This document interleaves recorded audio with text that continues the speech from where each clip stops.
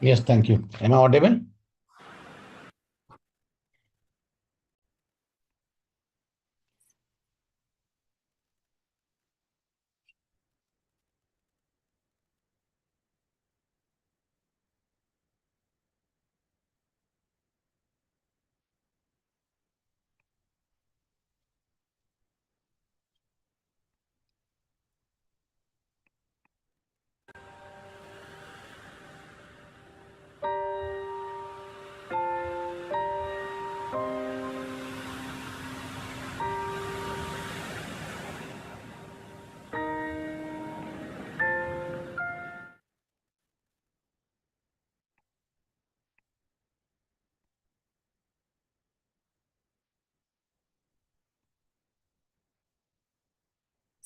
I'll start.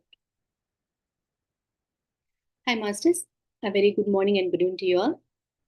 Thank you all for joining us from all across the globe on this beautiful Sunday morning. Welcome to My Time Weekly program presented by IFSS and co-partnered by Shambhala Solutions India, Mega Pyramid USA, Breath Universe Australia, Joyce USA, and Pima.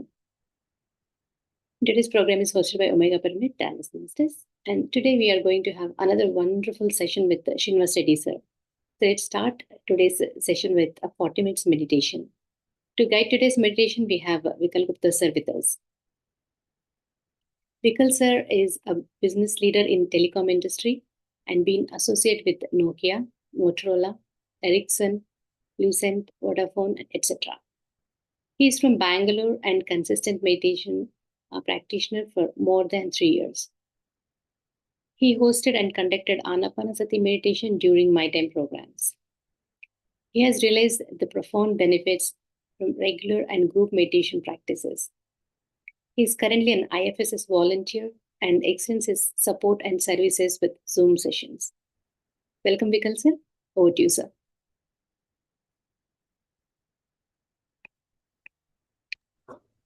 Good morning. Thank you very much, Bhavani madam. And good morning and good afternoon, good evening to all the masters, friends, and the gods. So uh, thank you, Pramodji, for keeping your camera on.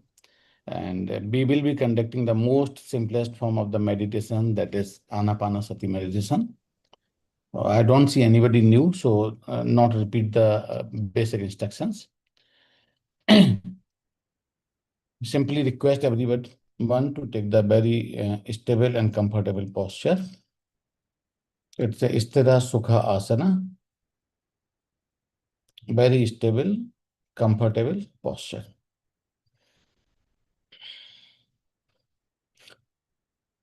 Whoever are sitting on the ground or on the chair, cross your legs or feet and fingers in finger, clasp your fingers. If anybody is wearing the specs, please remove them. We don't need the specs during the meditation.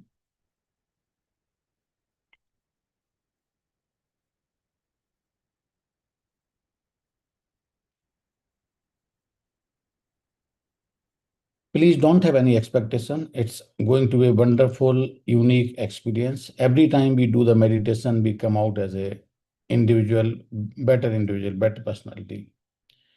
So we'll get into the meditation. Simply close your eyes.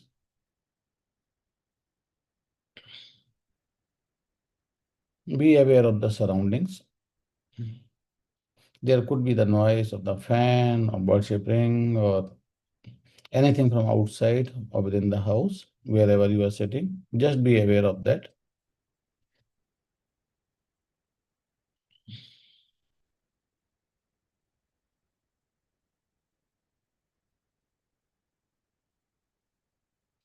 We will do a quick scan from head to toe. And wherever we feel any tension, we'll just relax the body.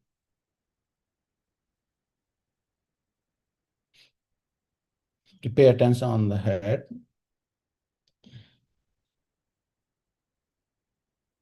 Relax. Forehead.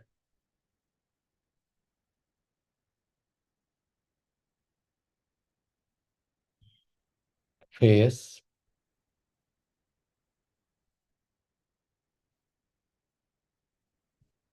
Wherever you feel tension, just relax. Just relax. Release the tension, just relax. Shoulders.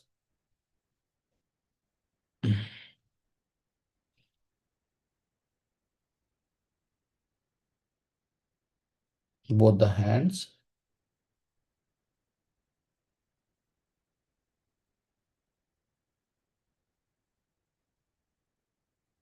Backbone.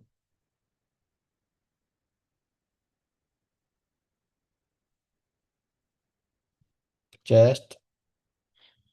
Pelvic region. Your thighs. Just relax. Knees. You feel any tension, just relax and be in comfortable posture.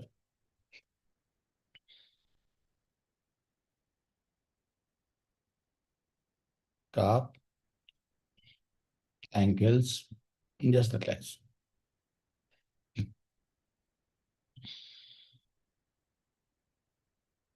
We'll take 3 deep breaths. Breath in, out. Breath in,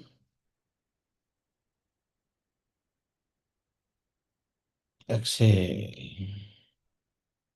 Breath in, exhale.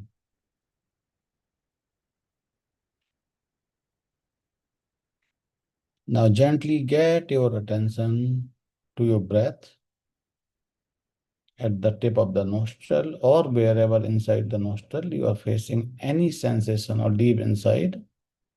Just bring your attention, observe that.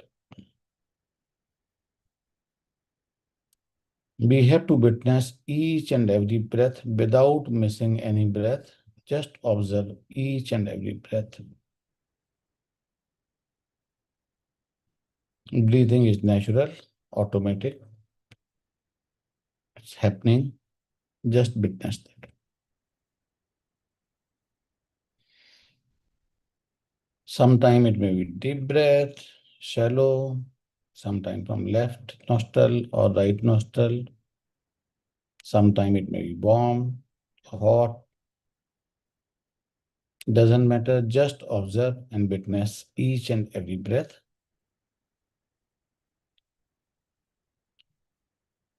During this process, mind may wander, will distract you, thoughts may arise.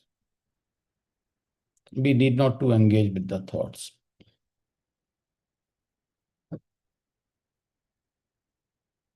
The moment you realize,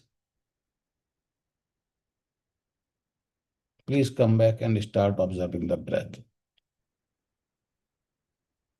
We'll play the background music, and in between I will keep guiding.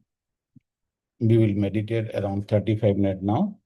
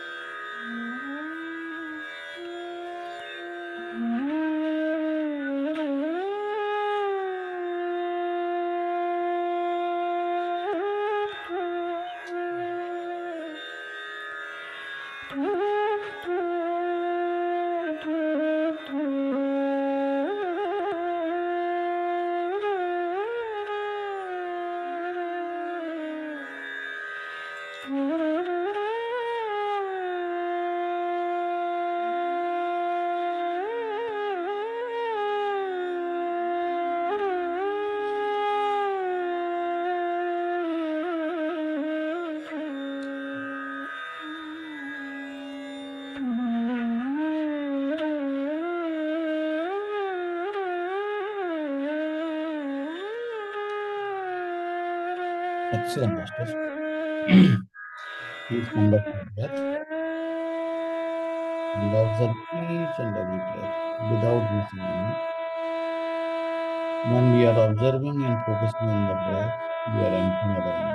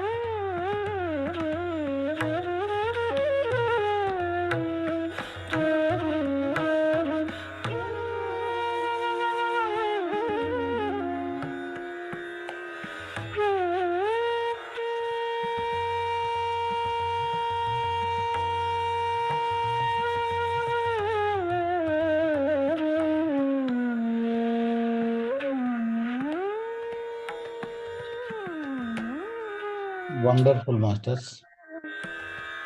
Thoughts are coming. That is natural. The moment you realize, please come back to your normal breath. Observe your breath. Without missing any breath, let's witness each and every breath, incoming breath and outgoing breath. Wherever you feel sensation, please come back to breath and observe.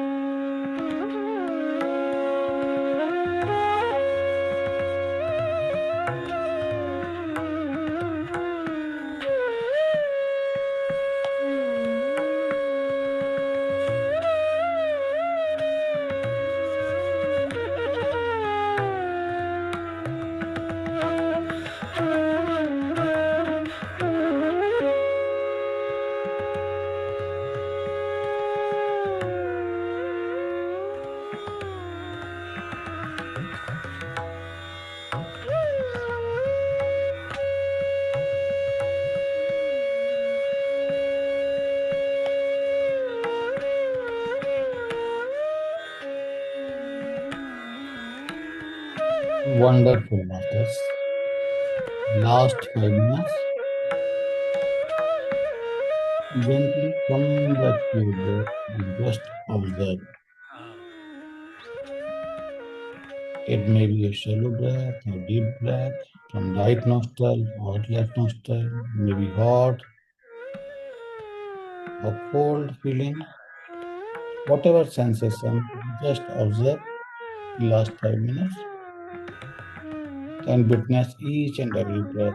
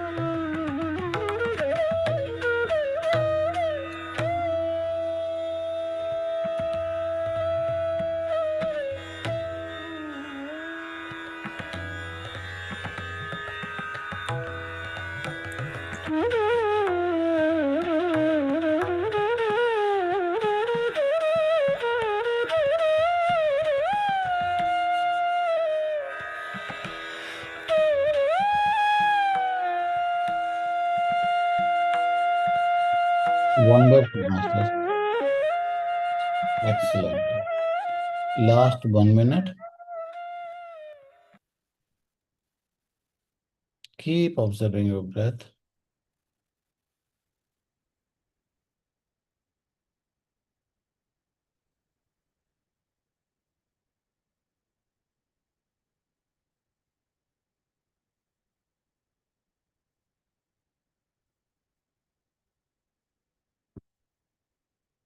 Now we all express gratitude with open heart and with full of love to our parents who has given us birth to have this experience of fantastic meditation, and to our families, to our friends, our colleagues, to all the masters who has made it possible to have this meditation, Mother Earth, the nature, and the entire infrastructure which support us in our day-to-day and minute-to-minute life. Deep gratitude.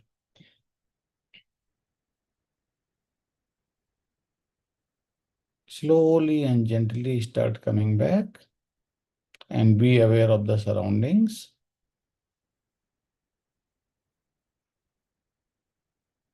Whenever comfortable, just unclasp your finger and keep your palm on your eyes to the count of 5. That's 5 seconds.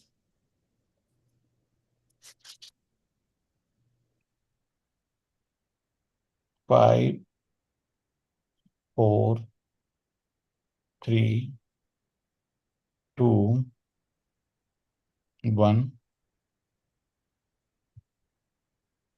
Now gently open your eyes with a wide, wonderful smile.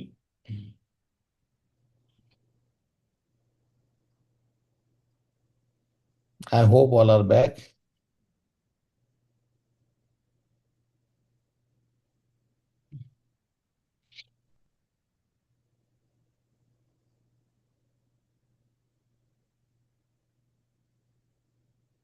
Thank you very much, Bhavani madam. You're done with the meditation. Over to you. Thank you. Thank you, Prasad. Thank you so much for this wonderful meditation.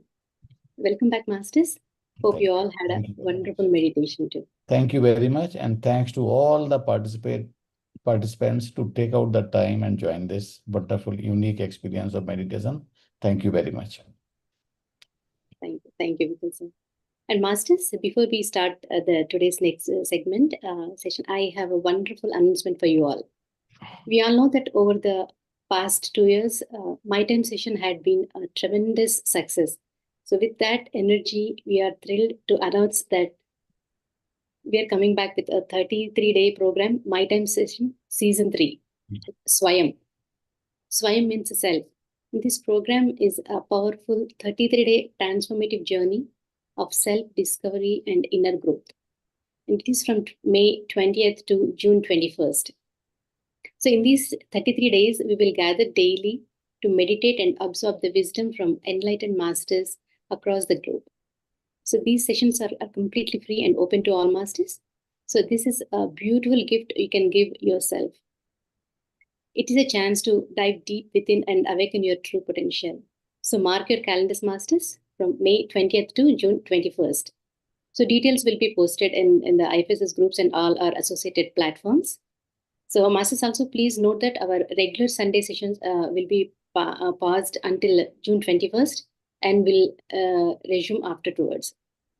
And we invite you all to join and be a part of this wonderful journey, masters, and share this opportunity with all your friends and family.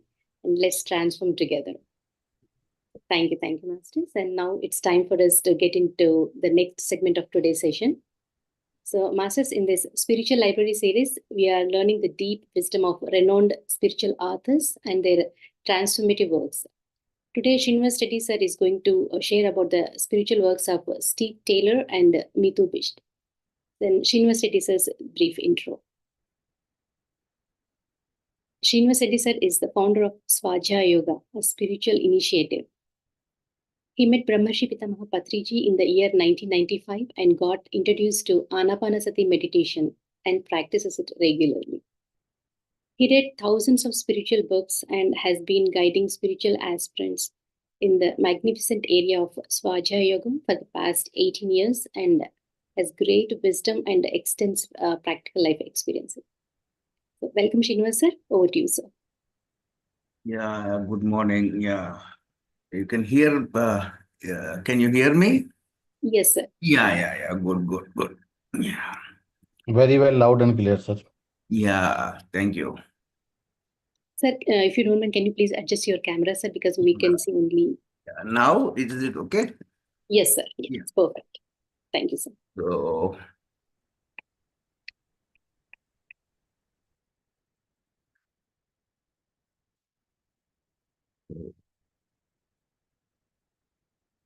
so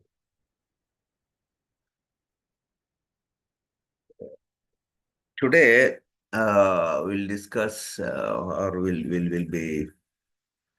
be sharing something very profound. Means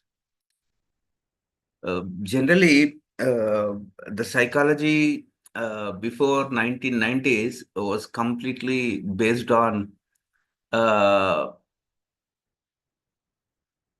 five sensory perceptions. Like, psychology means whatever your behavioral study was the entire curriculum for psychology. But after 1990s into what happened is, like, psychology has taken added much deeper dimensions, and, like, people started calling it as positive psychology and existential psychology. All these uh, dimensions were added to psychology. But seeing the spiritual literature, how it evolved, we need to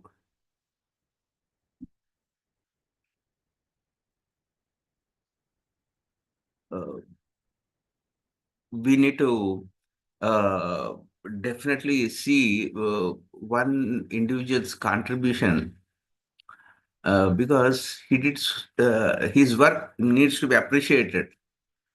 Uh, he is none other than Steve Taylor, because even Eckhart Tolle, most of the spiritual leaders, they appreciate and read this man's work. So today, I want to, like, share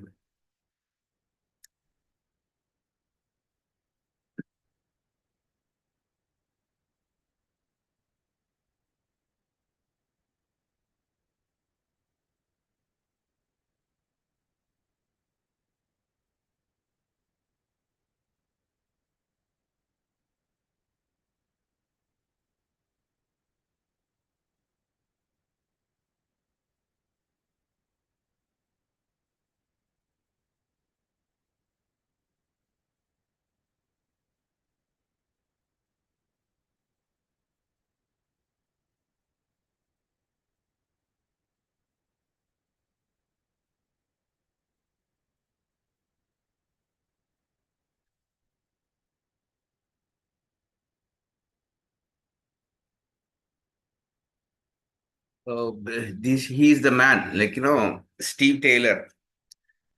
Uh, his work needs to be, like, everyone should read this man's work, Spirituality and Psychology.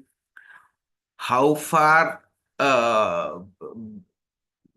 psychology contributes to the now present level spirituality. Both spirituality and psychology, they have something very common. Uh, and like psychology means people will start, they just focus on one aspect of psychology. But how psychology got evolved, and that existential psychology and positive psychology's contribution to spirituality, that is what this man's work is all about. He has done such a deep research. Uh, and he wrote so many very practical books, which we really answer so many questions of the individuals and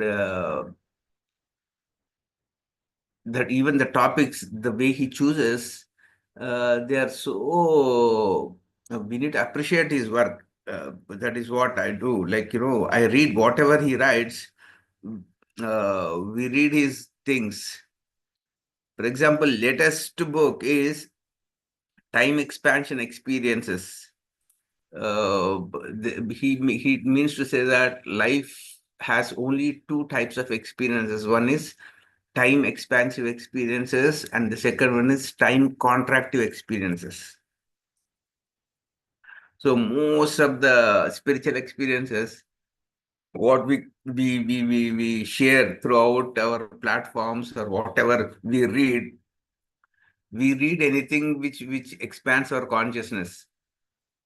Okay, even the platforms you people are creating, the only objective or the intention is to expand the time factor or the time concept people which they are carrying in their consciousness, that needs to be shifted.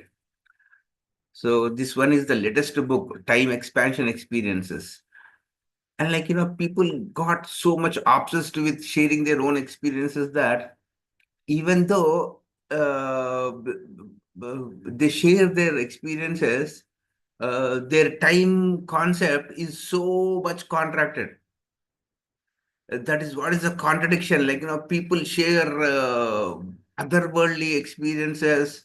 They want others to get influenced and expand their consciousness. But how they live their life is no, their life is so contracted, time contracted experiences. And we can see everywhere now, people are so contradictory consciousness. They project themselves to have that time expansive experiences, and their personal life is so time contracted experiences. There is so much contradictory in your own day to day, moment to moment psychology.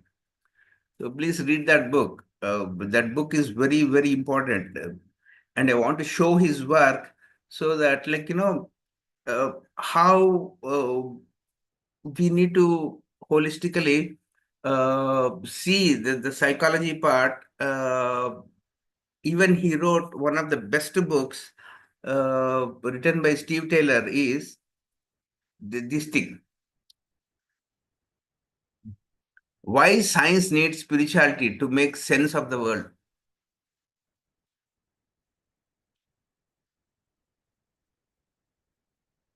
There is nothing like Indian spirituality or American spirituality or psychological spirituality. And I have been seeing from 30 years, at least in India, what happens is we try to sit and discuss something. They make it so precise to we already know everything kind of mentality. We know all these things, but that is not the point. What you know is not the point. How much you are applying what you know into your daily life, that is what that actualization is, what spirituality is all about.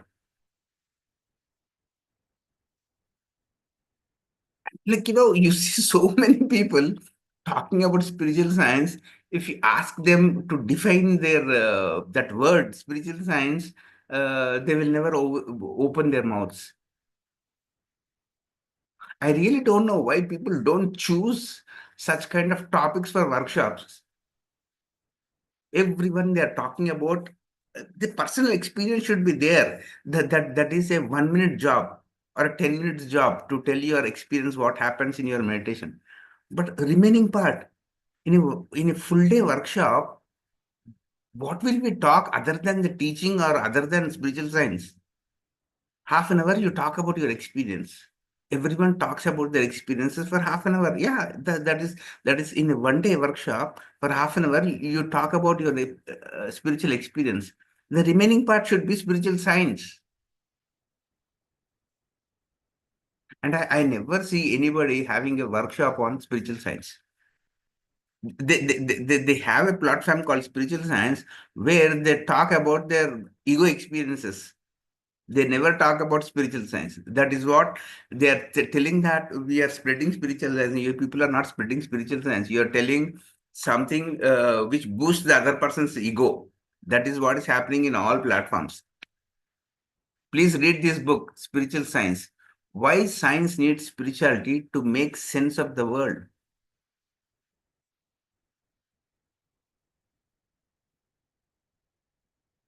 And whoever hears Patriji, they hijack that word spiritual science and they say, so we are spiritual scientists.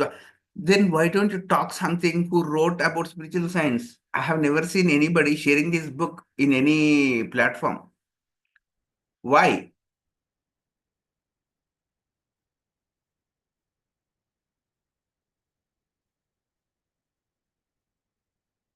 The other things written by him are like, the calm center. This is the most important word.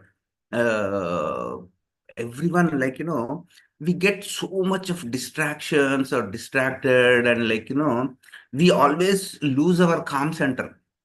One of the most positive word everyone should, like, contemplate on or ponder on is how calm we are with our meditation technique or with our meditation practice. And I give 0 marks to everyone because I see no one in a calm center. They're always agitated to do something, to impress someone, to please someone. Everything is so much like, externalized. We copy calmness. We are never naturally calm. These are the, like, most powerful words. Learn from anybody in any dimension, in any perspective. If they teach you calmness, go and sit at their feet.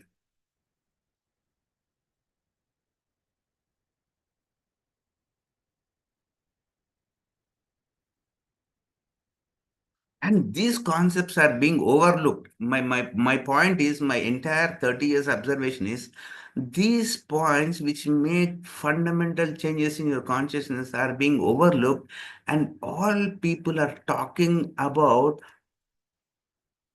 how third eye is open, how third eye should get open.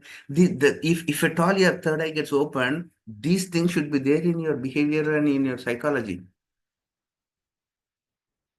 It's not that we are criticizing third eyes or astral experiences.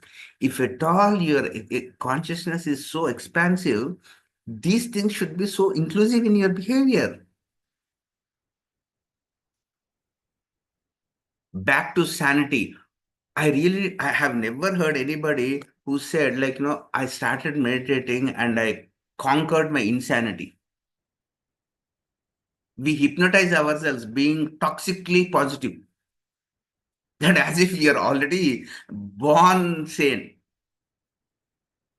But while we work or we talk, what happens is there is so much of insanity coming out of from our mouths.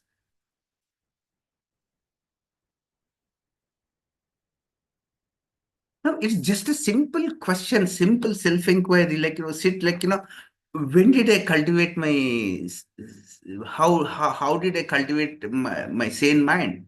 When did I cultivate my sane mind?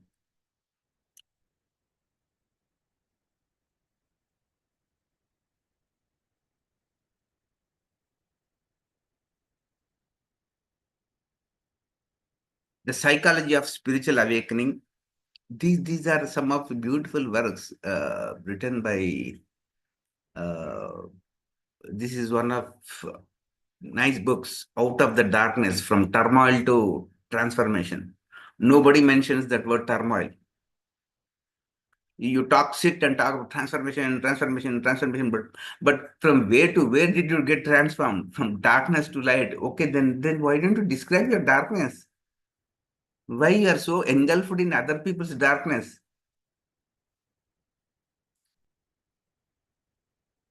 Making time. why time seems to pass at different speeds and how to control it.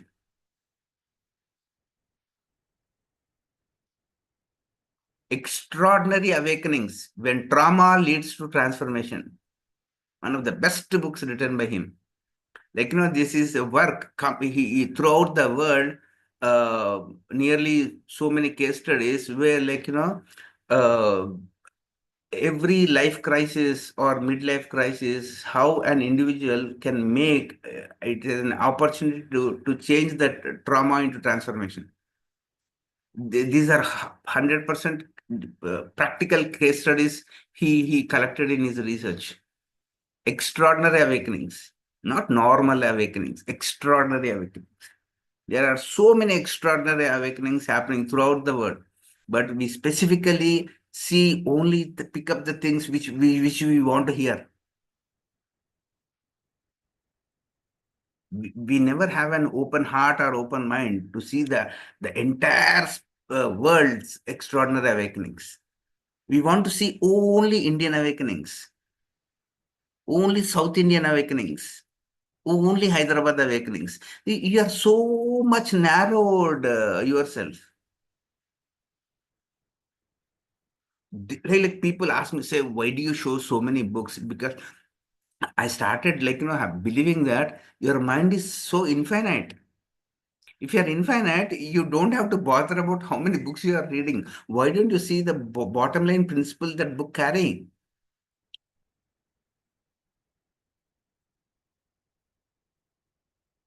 Waking from Sleep. This is my favorite book.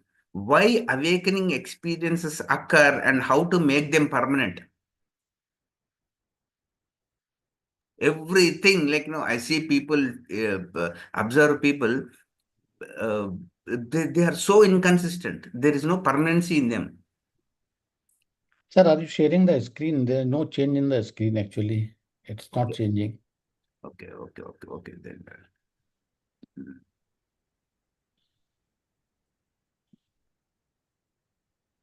now,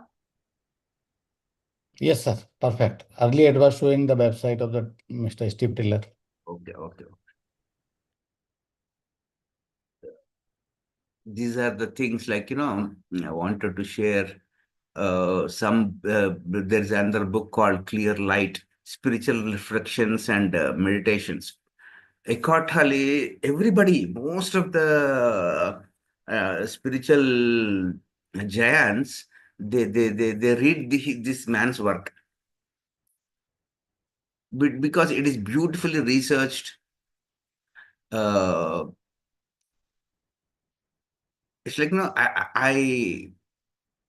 this is one more my favorite book. Most of that literature talks about connection, but this man worked on the concept called why today's leaders are disconnected. All we have throughout the world is the most disconnected leaders. The roots of human cruelty and how connection can heal the world. All nations, all organizations, completely they have all disconnected leaders.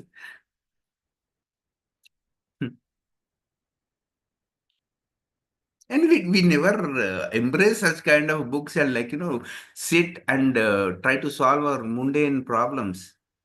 We always float in some kind of foggy minds. And these books will teach you what the reality living on the earth plane. We need to see so many dimensions, so many things we need to embrace. This is one of my favorite books. Read this book, Disconnected.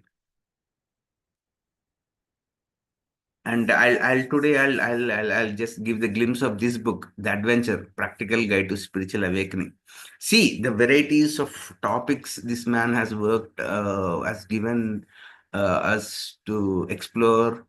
And every individual get benefited, by reading his books. So today I'll just give you the glimpse of this book called The Adventure, because this is what is the true word. once your consciousness, you start sitting in meditation or you heard the word meditation, then the adventure of your journey starts. That adventure is so adventurous. You don't venture into that. Like, the real word for spiritual awakening is the adventure. So every book which is like, the adventure, like, the adventure of exploring that book. So I bought that book. Uh,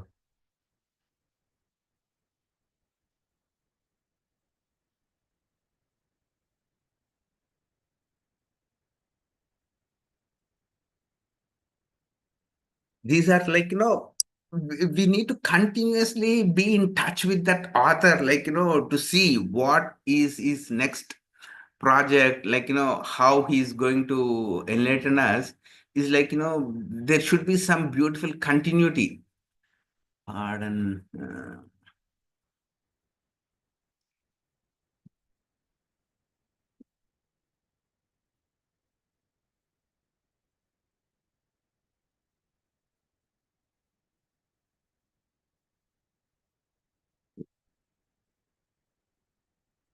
I have this book now presently.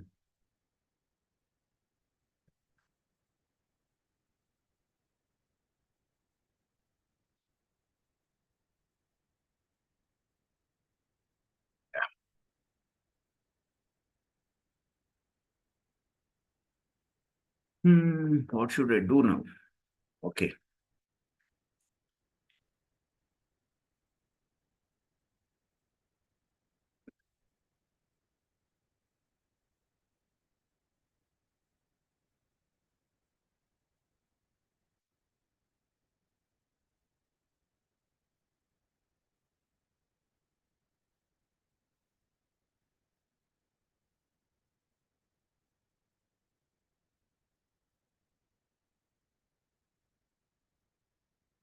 Actually, I thought, like, I have this book, but my laptop is not showing that book.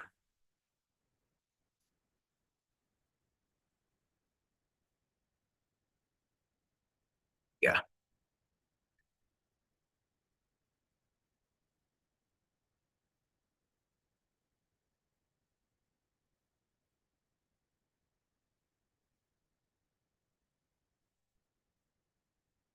These are the 8, 9 steps. The principles he believes, like, for a spiritual awakening to occur, both positive part and the focus part.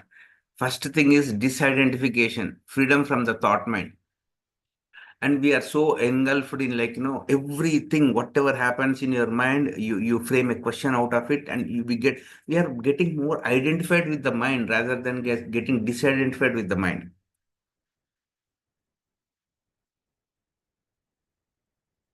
Second, gratitude, overcoming the taking for granted syndrome. We always tell gratitude to everybody, but in our consciousness, what happens is we never show the gratitude to the event or to the individual or to the atom or to the cell, because we have in our consciousness that we take everything for granted.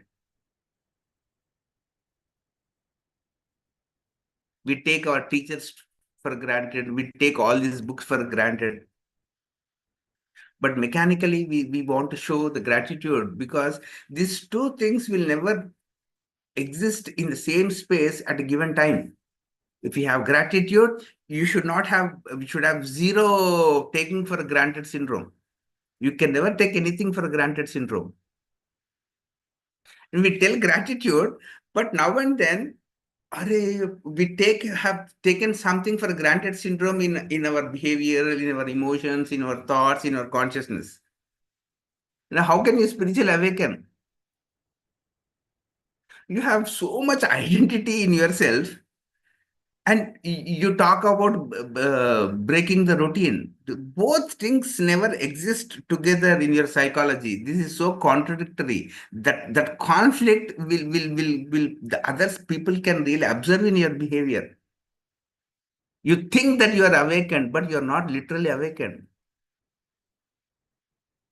The third is presence, freedom from the time. You talk about over selves, you talk about higher selves, but unless and until you just experience and how you experienced the journey from the time to the timelessness, you can never describe the inner presence or the spaciousness you have inside yourself. Altruism, giving to the world, whatever we talk about, so much of spacious engulfed experiences, but to give something to the external world, we hesitate so much. Where is that resistance, that hesitation coming from? Where is that duality or resistance, or that resistance or joy resistance coming from? Acceptance, becoming one with reality, not one with the teacher. Spiritual science is about becoming one with the reality, not with the teacher. Integration, harmony with the body. Detachment, freedom from psychological attachments. Embracing mortality, awakening through awareness of death. Then this happens in every cycle, then it becomes the endless adventure. These are the key principles for every individual spiritual awakening. See, why we like such kind of books is these people, they teach only the teaching. There is nothing like your ego present. There is 0% ego presented in this book. There's nothing like self stories there. Only pure teaching, pure principles. Such kind of books, are to be shared throughout the for the people who are in the journey. On the journey, they should really, I really don't know, these books are helping you, or am I bombarding you with more information? That feedback you should give. So this is one part. And again, I have one more complaint coming from a lot of audience. Sir, why do you teach so many Western books? Don't you find anybody from India? Then I said, I am the only person who read more of Indian authors rather than Western authors. Now I have to prove that even I know somebody from India who contributed to spirituality. And people always have something which they are not aware of, because they never constantly follow us. Uh,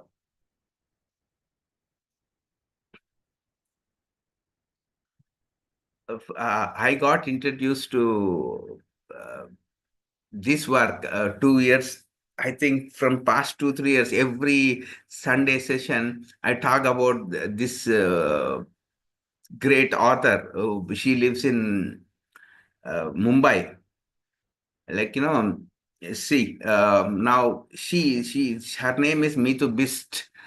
I really admire her work. This is the first book.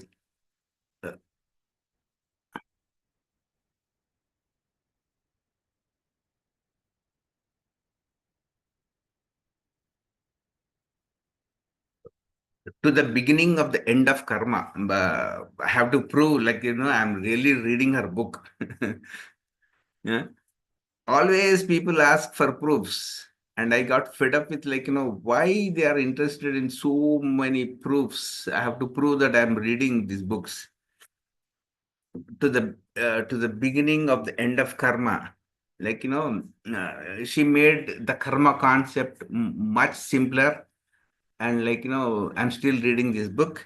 But the other two books, uh,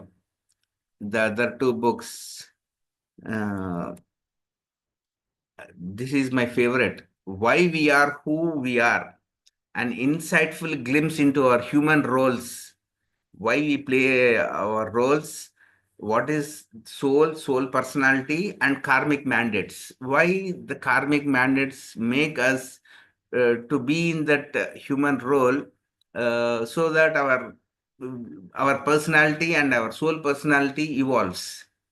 Such a wonderful book. All Michael Newton's work, everything, like, she synthesized the entire soul stuff and presented. And we need to do bit of self inquiry, so that we get no why we are playing that role in particular lifetime, and what's our soul personality, and what are our karmic mandates saying. This is the second book, and this is bombarding book, like, living spirituality.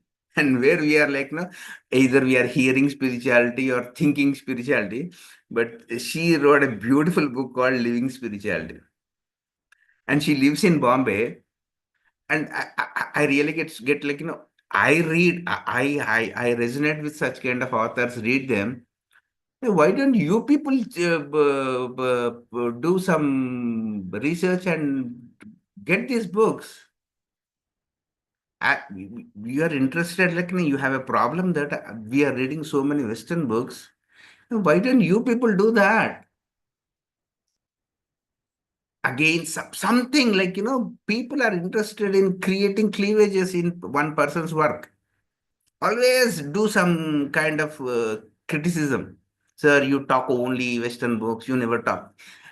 If you follow us for some time, you know what we do. And overnight, I can't read all these books about Meetu Bists. So to answer that question, that we are not only Western books readers, we read so much of Indian stuff also. I have to pick up this book because people are so mean. I really don't know where these questions pop up in their minds from. Either they don't want to listen, or they want to just come and criticize our work and go. For them, this is the answer, that, like, we read more of Indian stuff also. And I have been reading her from, like, last 2 3 years. Every Swajaya class in Sunday 11 o'clock, I speak about her, Meetu Bists. And most of the people, whatever is happening in the market, like, only they read Joe Dispenza, because all people, there is like experiment called 100 monkey experiment. One monkey does something, all 99 monkeys do the same thing. They don't read, or they don't research, like, getting out of that Joe Dispenza's shell. You don't come out. You read him, get saturated and stop. And you have worry, you have so much worry about other people's work. And where is this man come getting all these books from? No, no, no, let's start criticizing him. Sir, why do you read only Western books? For them, I'm saying, like, I am reading books from throughout the world. That is Swajaya. It includes India.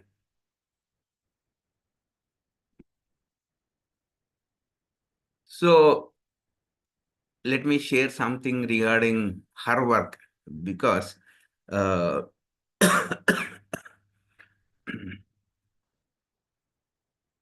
because next time I'll get another beautiful criticism, so that I need to focus on that part.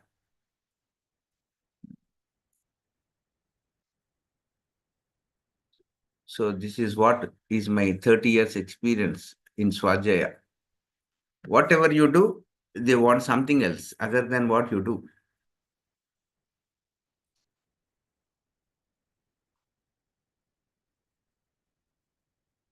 Read these 3 books. 3 books are so fantastic. Like, the way she writes, the way her understanding about religion, philosophy, and spirituality is so admiring. Like, we need to learn a lot from her.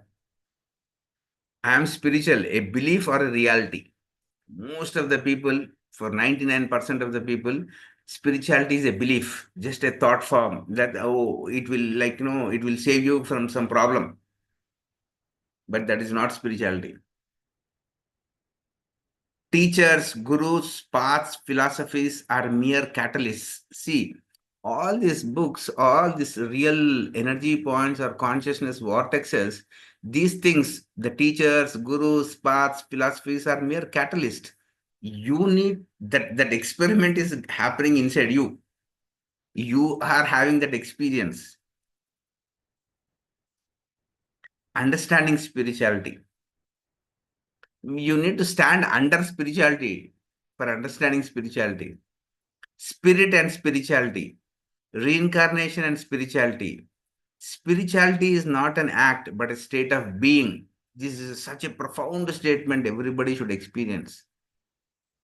And spirituality is not escapism, which every individual is doing. Spirituality is not a remedy. Learning and not suffering settles karma. Everyone wants to sit and call a guru to their home and resolve their karma by giving some money to him or giving some shalva to him. Educate people on these principles. Don't do business on these principles.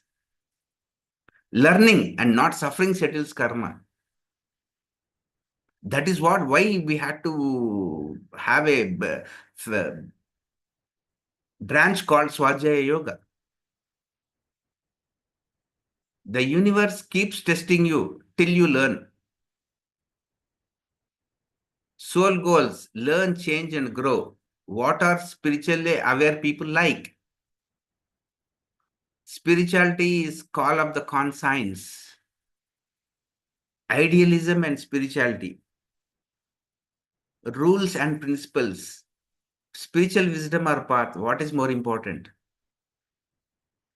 Spiritual wisdom is the greatest boon. That is why Swajaya.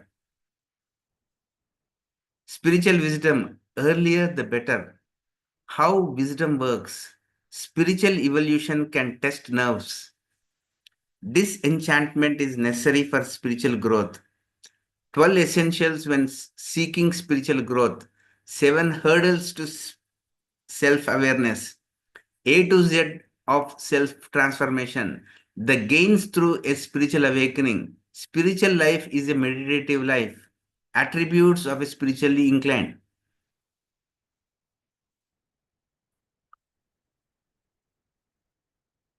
This is why we are who we are. And I know you people know most of these things. It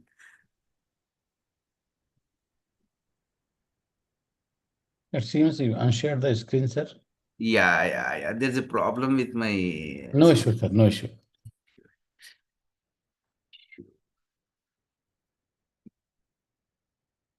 Okay.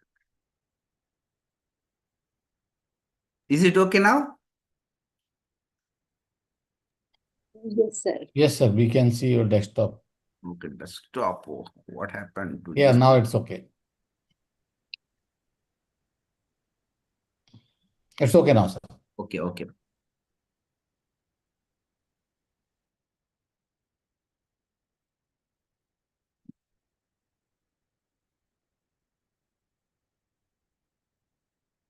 So this, I want to show you only this part, okay? So enough of we discussed so much about personalities in the past class, how Gary Zukav introduced that the physics aspect. But here she wants to people, every individual, if at all they got their personality aligned with their soul stuff, so which category you belong to? So what are the attributes of a wise soul? Are you a wise soul, or still you have some unwise aspects which makes you stopping you from becoming wise souls? Second is emotional souls. 90% of the people who come to a spiritual gathering, they are emotional souls. That is why they have so many emotional reactions. They have so many ups and downs. No wise soul will never come to your classes or for a spiritual gathering. Only an emotional soul will come. So we need to know, okay, why that emotional soul is in a reactive mode. Third kind of is suffering souls. Most of the people, even you give them so much of light, they will never leave their suffering past. They are in so much love with their past that even after hearing so much of light stuff or doing meditation stuff, when they are left alone, they again go into their past, and you can see that they're basically a suffering souls. Fourth, happy souls. You say any kind of thing, they will never leave their happiness. Such kind of beautiful souls are also there. They are happy souls. Next level is struggling souls.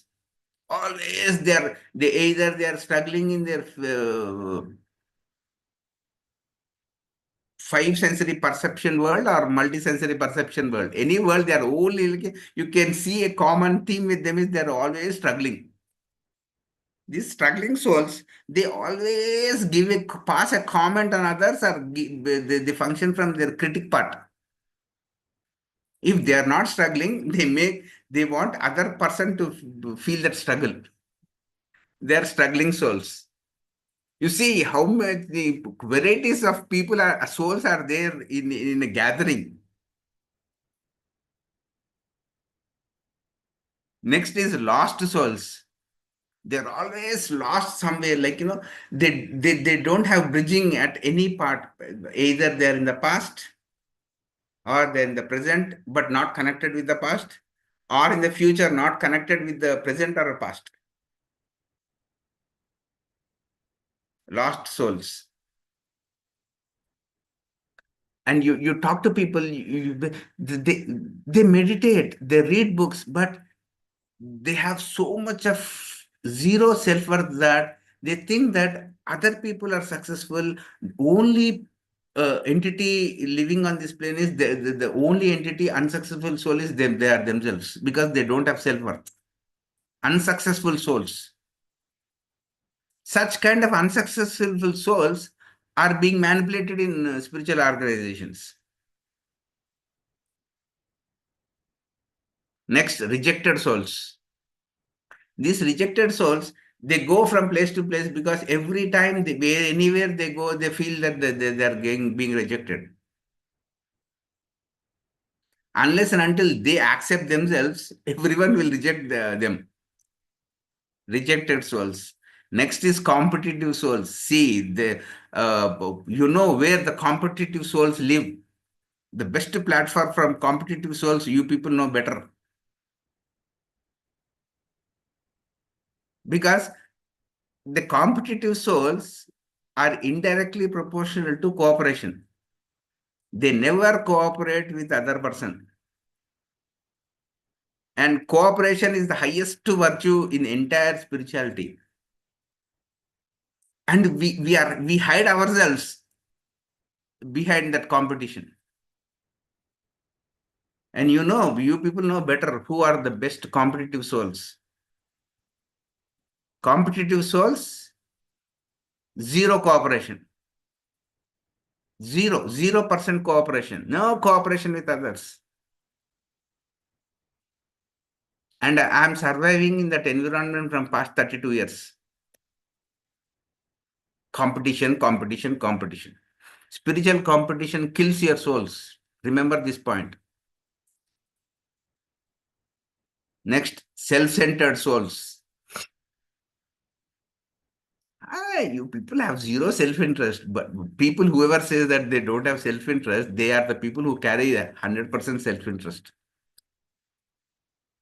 Destructive ego worship is happening in the headquarters of spiritual organizations.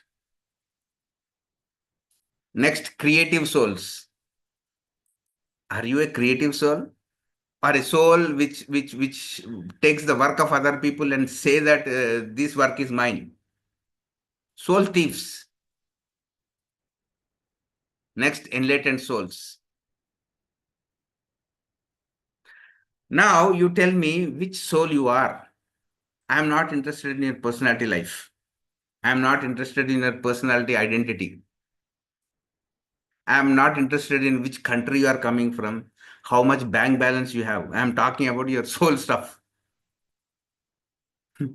Now, out of all these things, you know what you are resonating to. I don't have to point out, like, you are this, you are that. No one gives you a progress report card.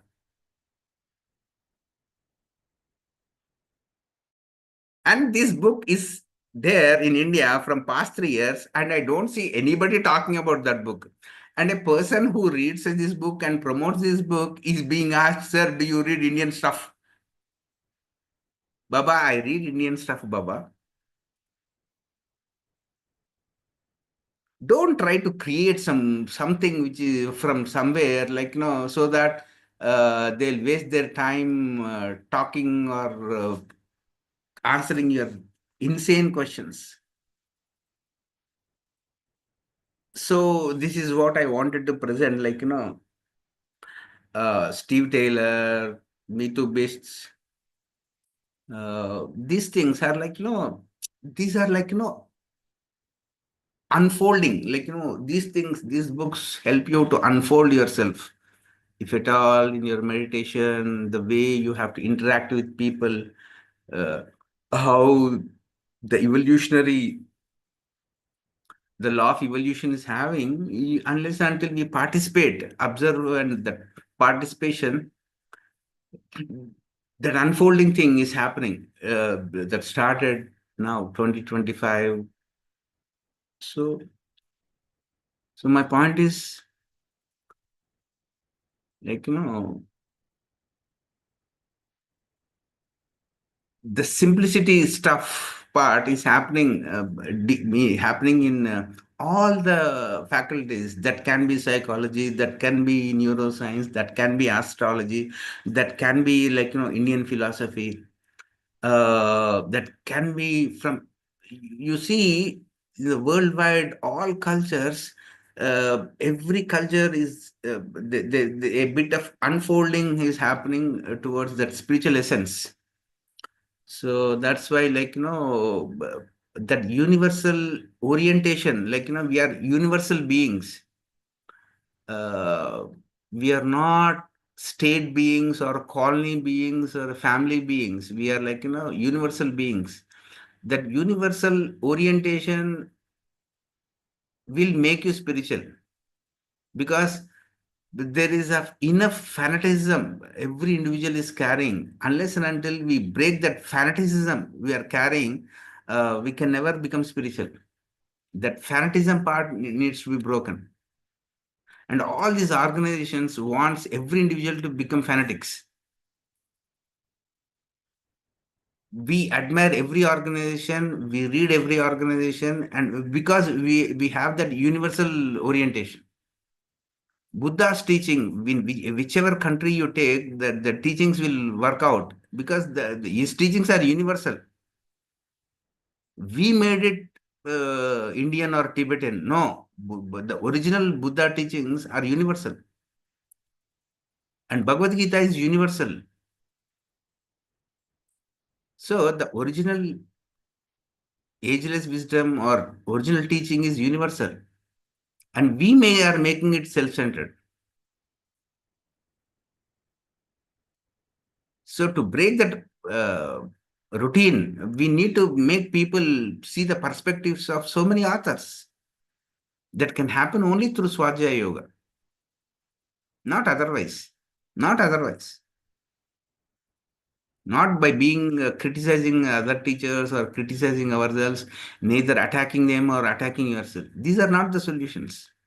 It's like make people's perspective tuned to the expansive mode.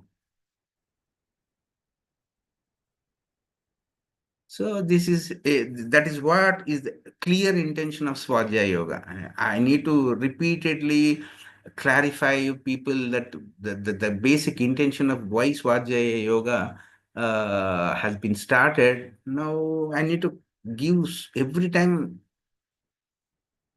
some clarity over that concept. Why Swadhyaya? Why Swadhyaya? Because it unfolds your consciousness. It inspires you. It illuminates you. Okay. So that is the only intention. I presented these two authors. So any particular question regarding these two people, ask me. Don't ask questions regarding some other people's personal affairs because I can't answer. I'm very specific about. Let me talk about some teaching. They have given me an hour of time to speak. Let me speak something regarding teaching. So don't ask me why people read books, why Patriji started Swajaya. Those things are not your cup of chai. So any questions regarding these two things, I can answer. Right. Thank you. Thank you. Thank you, Srinivas sir, for this wonderful session. Masters, if anyone has any questions, please you can post it in the chat or you can raise your hand. Meanwhile, I would like to invite Mr. Rajan sir, Chairman of IFSS. Madam, I have a question to Yes, sir. Srinivas. Okay. Sir, can you just throw some light on how to practice the self-love, and is there any book which can be read to start doing some practice on the self-love? I feel personally that I'm still Personally, working on self-love. myself. You want anybody to learn. Actually, I'm planning to take up that man's thing in the next month, but I'll for self-love, he's the best. I'll write his name. Please read his books. His name is Matt Kahn. Macton. Mattkahn. Mattkahn.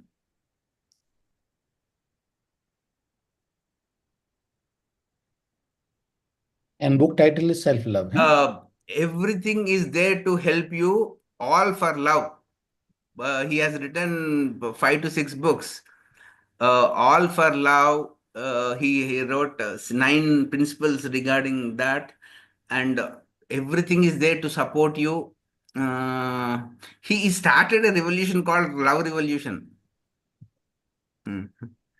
Love revolution means soul revolution. Again, don't think that love revolution means personality revolution. It's like a beautiful soul stuff. Actually, I wanted to cover him in the next thing. Okay, we'll discuss in future episodes. Sure, sir. Thank you very much. Read Matt Kahn. Matt Kahn is the pioneer in that particular stuff. Sure, And sir. he Thank wrote you. a book called I covered something regarding universe knows, universe always has a plan. Even that book is so fantastic, written by him. Matt Kahn. You will love that. You will love his books.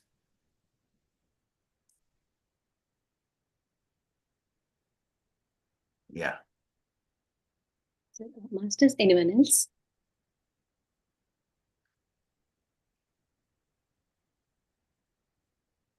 See no hands. And Ms. Swarnalata, ma'am?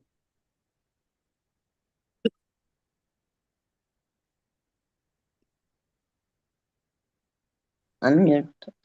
Yes. So again and again, a knowledge of ocean. I don't know when we read all those things, at least we are able to hear from you all these days. I'm very happy for that. Thank you once again. Yeah. Okay. What's up, Balaji? Rajan sir is there. Yes, sir. Yeah, Rajan sir is there. Say, good morning, sir. Always inspiring, sir. Before in the before sessions, you have given me Pema Chadran. Mm. I have purchased one book, How We Live is How We Die. Oh, okay, okay. Very, very, very, very excellent book. My Mm. complete perception got changed. Mm. And I really thank you, sir. Yeah. So many books you are introducing and very, very knowledgeable. Yeah. Thank you so much, sir. Very gratitude to you. Thank you very much. Okay, Balaji. Okay, Balaji. Yeah. Okay, then. Yeah, thank you, Rajan sir. Yeah, I will unmute you, sir. Am I audible? Yes, Am sir. I audible? Yes, sir. Yeah. Yes, sir.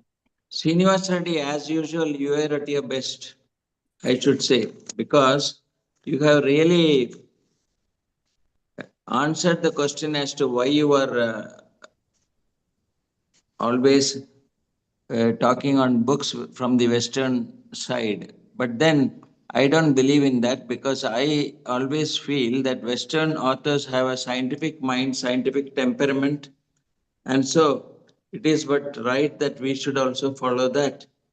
But there's nothing wrong, I feel, in reading both, of course. And you very rightly said about Meetu Bisht. That book is really, I think it's a self-help group, a self-help book, I can say, that living spirituality. So that's wonderful because we have even Indian authors, Kaushik Bhavanagarwala on death. That was a really good book. So like that, we have been having a lot of Indian authors also whom we read. But then I find that Western authors are able to give something out of the box, thinking is there from them. So invariably, we should also be conscious of that. And some of the points which you had mentioned was really very impressive, very, very thought provoking, I should say. Say, why did I cultivate my sane mind? That's a very important thing. And the most important message that you gave is see the bottom line of the book and then practice it.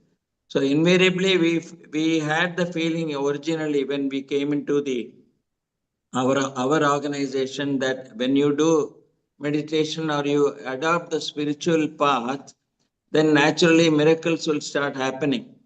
But that is a wrong conclusion and wrong thinking. Unless you practice and unless you really live the life in that manner in which you have learned it, you are not going to really gain by it. Because ultimately, it is only the strength of self confidence that has to be generated out of spirituality. And I liked your point when you said that you shouldn't make money out of spirituality. Don't do business through spirituality. I should say you were brutally frank on that point because that is what we are witnessing everywhere. And one question I had that is regarding this 100 monkeys. You had said something, Srinivas Reddy. Can you just repeat it? Yeah, they made an experiment, like, in noetic sciences. I read something regarding this is from a concept called morphic resonance. Oh, So, by this experiment was, I think, done by Rupert Sheldrake. Sheldrake. Okay, Rupert okay. Sheldrake. These people, Rupert. Sheldrake. So, what Okay. happens is Ah, yeah. mimicking or imitating is so contagious. Yeah, and that is what monkeys do. Yeah.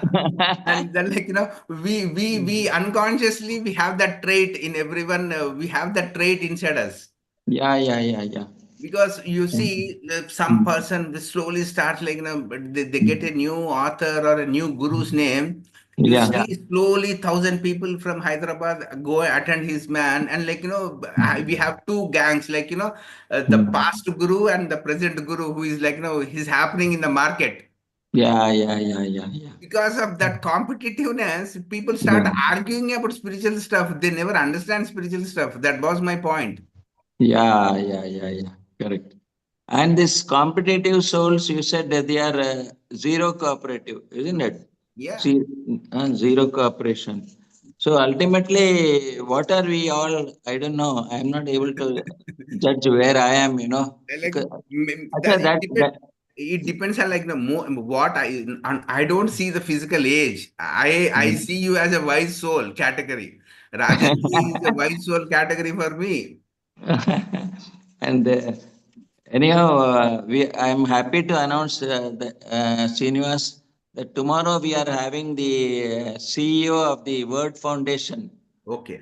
Thinking and Destiny Word Foundation. Okay. He's participating in a Zoom with us tomorrow. Okay. And I would like you to also join. I'll send you the link. Yeah, sure. Okay. And it'll be nice if you can join. In fact, my daughter Purnima is eager to see you any day as quickly as possible. She asked me about your travel plans, any plan to come towards Bangalore side or so. Yeah. We can make a visit. We can Sure. have some discussions on how this thinking and destiny is really influencing people in a big way. Because right now she has started a channel on that in which we are giving the thoughts of percival. Because percival has been really one of the greatest authors who has impressed Patriji that much, you know. Patriji, I think the final video session we had, it was simply great how he opened up, you know. That it's still green in my memory. So anyhow, today it was wonderful because you have thrown light on that. Bisht also, she is a very good author, I feel. Yeah, absolutely. Because the book, and she has thought about so many, especially this karmic mandates. It's very good, you know, because the law of karma is ultimately what creates the breath form in each of us, and that is what Percival has been saying. So the it was very thought-provoking, whatever you said today. And so we'll keep in touch with you and we'll buy this book. Steve Taylor's books really happen to be really out of the world. I think I should buy it. So thank you so much for today's session. Thank you. Thanks once again. Thank you, Rajanji. Thank you. Thank you very much, Rajanji. Yeah, thank you. Thank you, Rajan sir. And Srinivas sir, there is a question in the chat, sir. Pramod Chaudhary sir is asking, I'm a beginner. Which is the first book I should read on spirituality?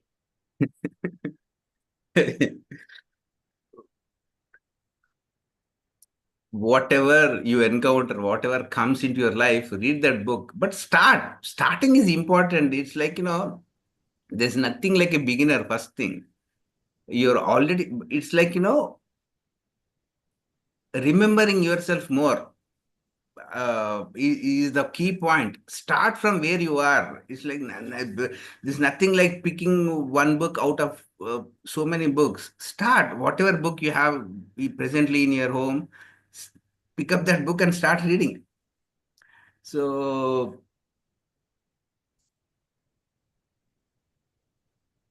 otherwise, like, get this book. It is much cheaper. Okay. To the beginning of the end of karma, Meetu Bisht. I think this will give you so much of light, like, you understand more authentically what karma is, because most of the karma conscious people, they encash your fear, but there is no fear part in this book. So read this book, Meetu Bisht, to the beginning of the end of karma. I think this is available in India itself. You go to any Hay House Center or a bookstore, you will get this book, this just 400 rupees book. Read this book.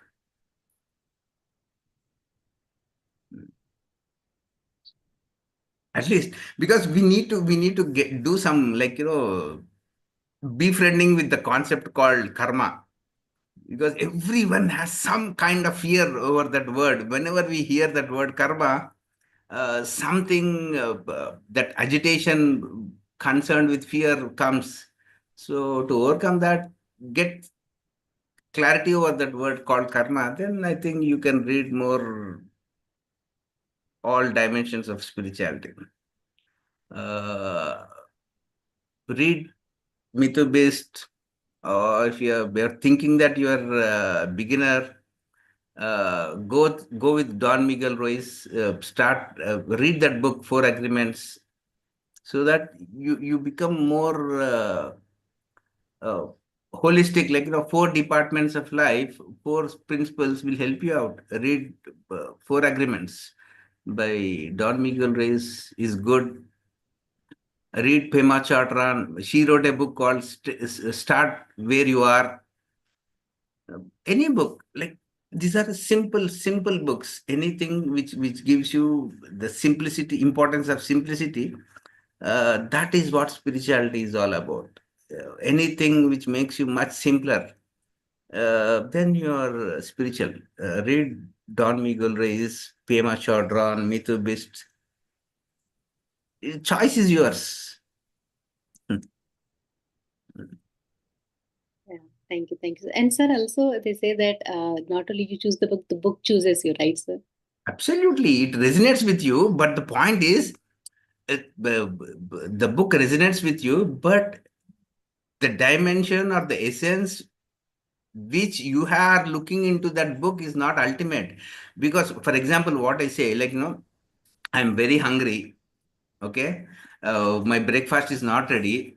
I'm start reading this book, but I'm my physical body is so hungry. I can't focus on this book, isn't it?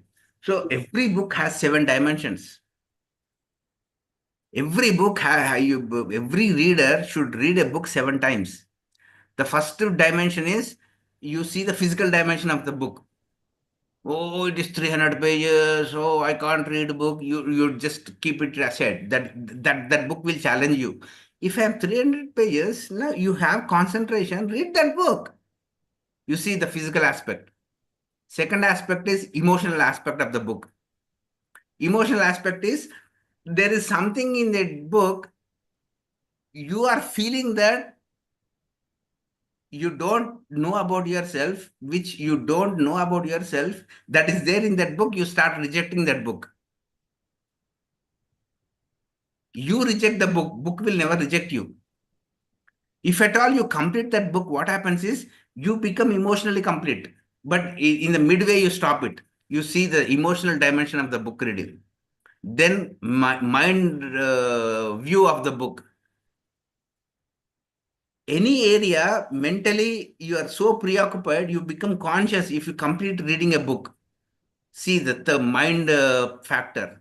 Then comes fourth factor is there is a dimension called for in a book. You become more intuitive. Intuitive means all 300 pages, you will put it in a simple word or a sentence after reading that book. The intuitional dimension of reading a book. Then the fifth dimension is reading a book will enhance your willpower, will not make you function from personality, but make you function from core. It increases your willpower. See, next dimension. The next dimension is you become all inclusive. You never become exclusive by reading different books. And the fine thing is, the seventh dimension is reading books, you become much purer and pure and pure and pure and pure and pure and pure and pure and pure, so that you never focus on the impurity existing in the external world. So, how many times you should read a book? 7 times. 7 times. Only then you understand Bhagavad Gita authentically. First time we start reading Bhagavad Gita from Arjuna's point of view. Seventh time we'll know, oh, why this Krishna was telling this thing to that Arjuna. You will understand that intention at the 7th level. Picking up Bhagavad Gita and start reading at your day 1, you will never understand. Nobody understands Bhagavad Gita at the first reading. And secret doubt, any book, Sarva speaking about thinking and destiny, it like, it needs 7 years of, you need to put your dirt into a cleaning machine. Then comes a pure form out of that book. Because and the basic point is, that book must be written by a meditator. The point is, the basic point we need to see is, if a meditator writes a book, he's writing that creative product is coming out of his meditation. Every book is a creative meditation product.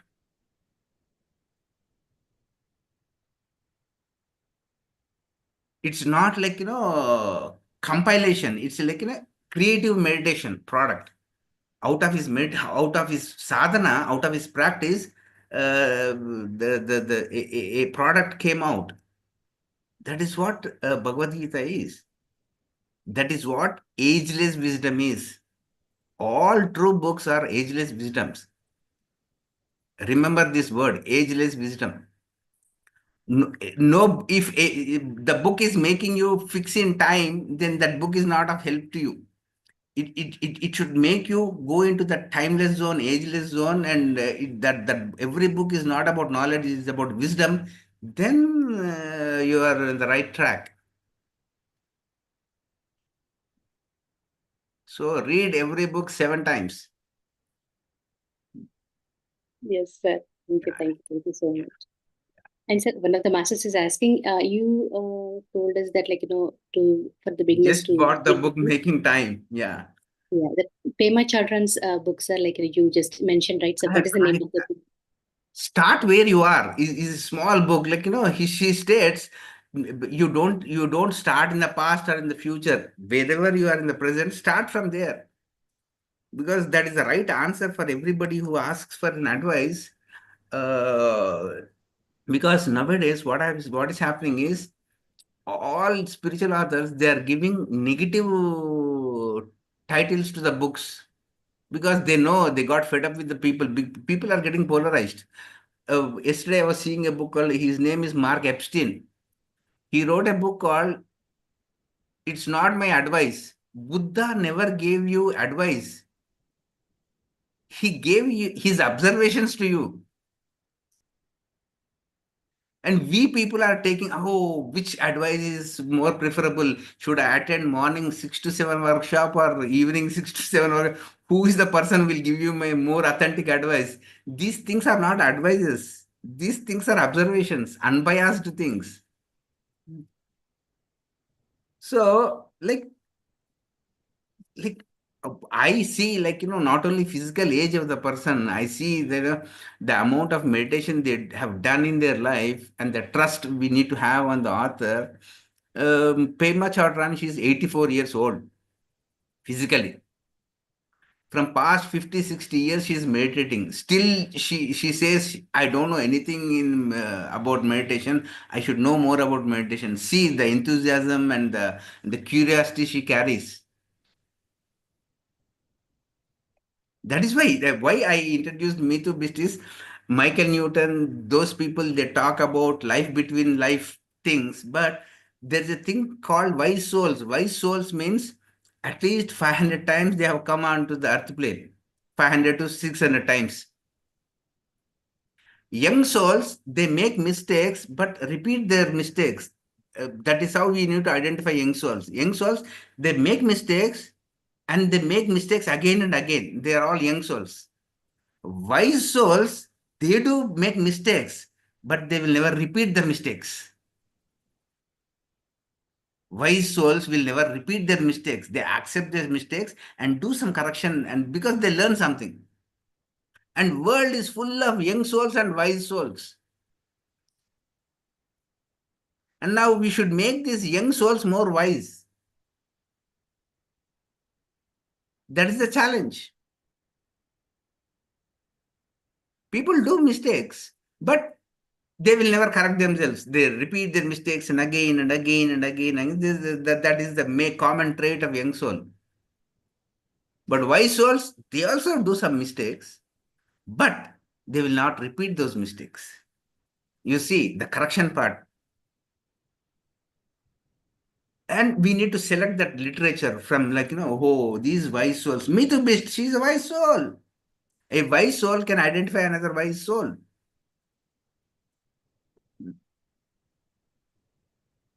That's it.